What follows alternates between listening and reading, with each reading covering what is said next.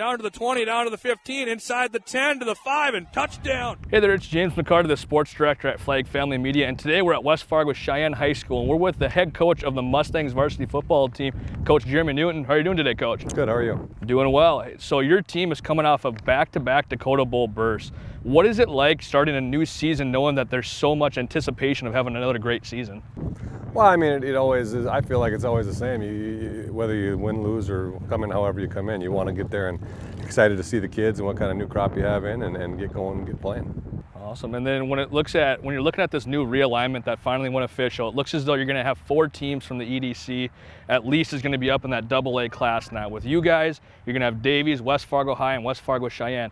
Does that change anything for you guys when it comes to maybe whether it's game planning or maybe how you're looking at the season outlook, knowing that there's going to be 3 out of the 4 teams going to state versus 4 now because of that realignment?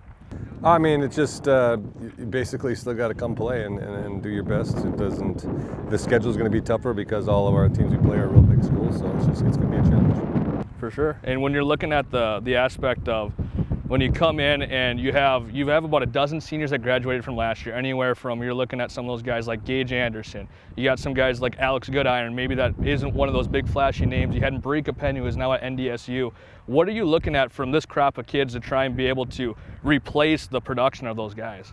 We're just going to see how they come together as a team. You know, we whatever players show up to play, we just want to make sure that we have the best team.